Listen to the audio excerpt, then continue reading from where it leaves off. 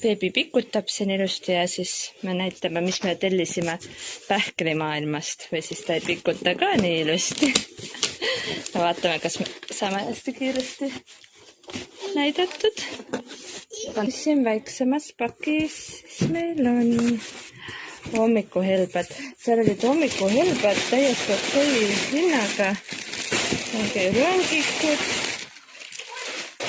Need on suhkrustatud maishelbed Prismast, ma ostsin kallimalt, aga nad on hästi head, kui nad on sama maitsega.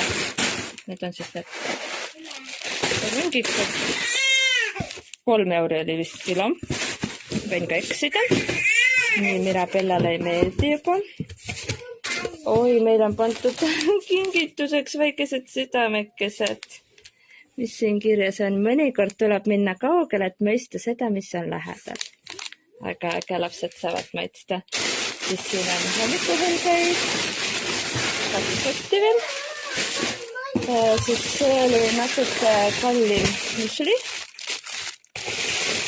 Kõrvitsaseemneid. Soolatud. Nii.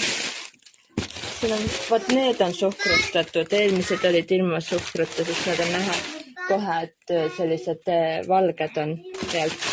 Need on suhkrustatud. Ja, siis ma tellisin prooviks halvaad.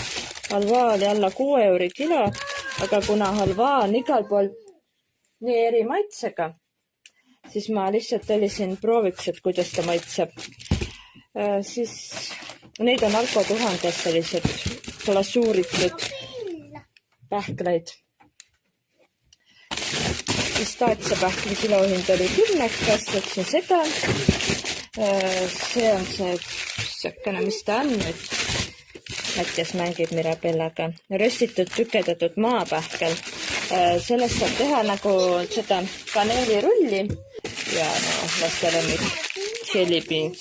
Oli ka päris hea hinnaga. Nämmi on. Jah, proovime kohe ära. Nii, võt sellise hunniku sain siis. Enamalt on hommikuhelbed siin ja kogu see pähklimaailma ostukorv läks põhimõtteliselt 70 eurot kokku. Siin pistaatsia oli päris hea hinnaga 10 euri kilo.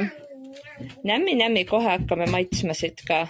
Teie saate need südamed praegu endale. No rääkige, kuidas teile maitseb. Ja. Kõrvitsaseemned. Liiga soolased. Liiga soolased. Sina ei söö kõrvitsaseemned, kuidas sul need head on? Need on küll päris head. Siin on nüüd Selveri nädalalõpu ostukorv ehk asjad, mis olid kodus otsas.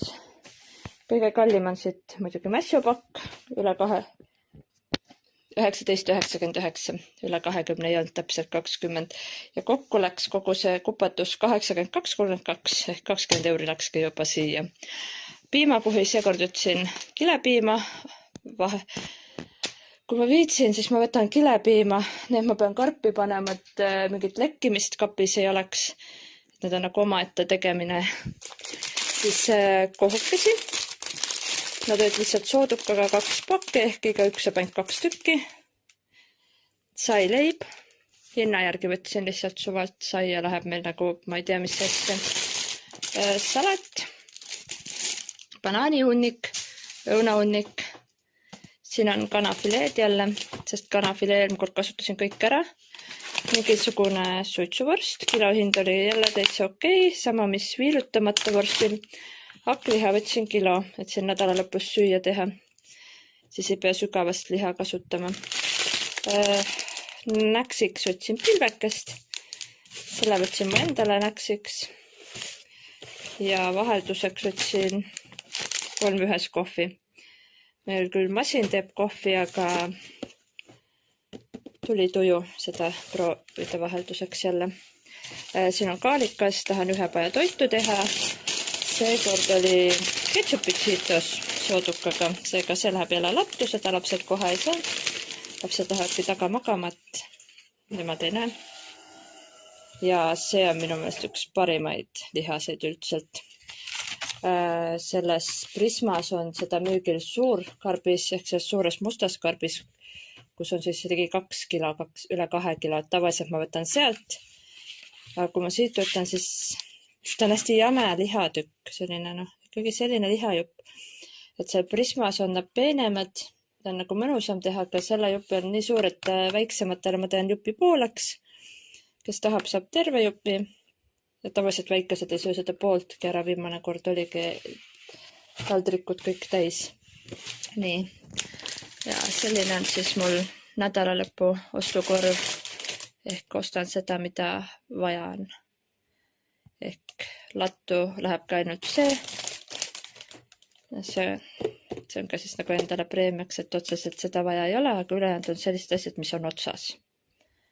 Ehk eile kasutasin viimased mässud ära. Viimane piim on kapis, et seda oli juurde vaja. Ja vaatab, äkki jõuab nädalavahetusel veel Prismas käia, sest ma tahaks seal lihapoes käia. Ja Prismast ka mõnda asja võtta.